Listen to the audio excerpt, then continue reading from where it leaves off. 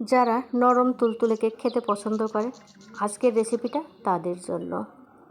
আসসালামু আলাইকুম, ববি কিচেনে সবাইকে স্বাগত। নরম তুলতুলে কেক খেতে পছন্দ করেন অথচ সময়ের অভাবে যারা তৈরি করতে পারেন না, তারা তেলে ভাজা এই কেকটা তৈরি করতে পারেন। এটা তৈরি করতে যেমন কম সময় লাগে, খেতে কিন্তু খুবই মজা। উপরটা যেমন ক্রিস্পি, ভেতরটা কিন্তু খুবই সফট। তো চলুন আমরা রেসিপিতে চলে যাই। তো এখানে আমি একটা ডিম ফেটে নিয়েছি আর দিয়ে দিচ্ছি সামান্য লবণ, দিয়ে দিচ্ছি আমি 1/4 কাপ চিনি। চিনিটা অবশ্যই যে যার টেস্ট অনুযায়ী নেবেন। তো এরপরে হ্যান্ড উইস্কের সাহায্যে আমি এটা ফর্ম তৈরি করে নেব। তো একটু সময় নিয়ে এভাবে নেড়ে নেড়ে ফর্মটা তৈরি করতে হবে। এই ফর্মটা যত ভালো হবে কেকটা কিন্তু ততটাই সফট হবে। তো আমি ভালোভাবে ফর্মটা তৈরি করে নিচ্ছি। যতক্ষণ পর্যন্ত চিনিটা না গলে ততক্ষণ পর্যন্ত এভাবে তৈরি করতে হবে। তো এরপরে আমি ভ্যানিলা এসেন্স দিয়ে দিলাম। আর যারা ভ্যানিলা এসেন্স দিতে চান না তারা এখানে এলাচের গুঁড়ো দিয়ে দিবেন। তো এরপরে আমি দিয়ে দিচ্ছি হাফ কাপ ময়দা দিয়ে দিচ্ছি আর দিয়ে দিচ্ছি 1 চামচ বেকিং পাউডার দিয়ে আমি হাত দিয়ে ভালোভাবে একটা সফট ডো তৈরি করে নেব। তো এটা দেখতেই পাচ্ছেন কিভাবে আমি ডোটা তৈরি করে নিচ্ছি।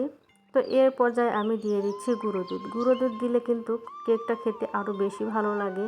তাই এখানে আমি 1/4 কাপ পরিমাণে গুঁড়ো দুধ দিয়ে দিলাম, দিয়ে আবারও ভালোভাবে আমি মিশিয়ে নিলাম। এই ডোটা কিন্তু অনেকটাই আঠালো হবে।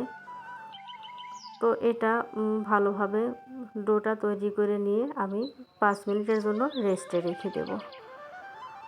তো 5 মিনিট পর আমি ফিরে আসছি। তো হাতে বেশি করে তেল মেখে নিচ্ছি, যেহেতু এটা আঠালো।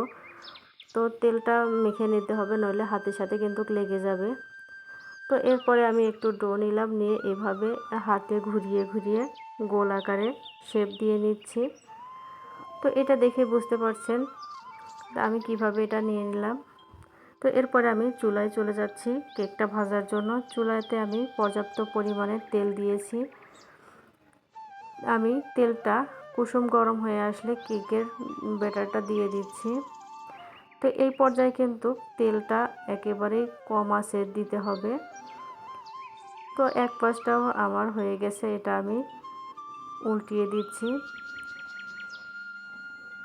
তো এটা দেখেই বুঝতে পারছেন এটা কিন্তু ফুলে ডাবল হয়ে গেছে। একটু সময় নিয়ে কেকটা ভাজতে হবে।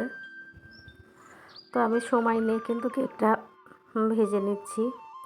এর এক পাশটা হয়ে গেলে আরেক পাশে এভাবে উল্টিয়ে পাল্টিয়ে ভেজে নিতে হবে।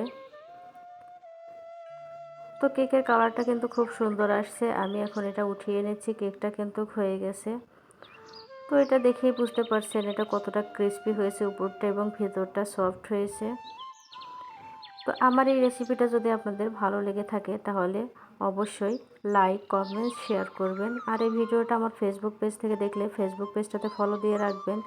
আর যদি ইউটিউব চ্যানেল থেকে দেখেন ইউটিউব চ্যানেলটাকে সাবস্ক্রাইব করে রাখবেন পরবর্তী ভিডিওগুলো দেখার জন্য। আল্লাহ হাফেজ।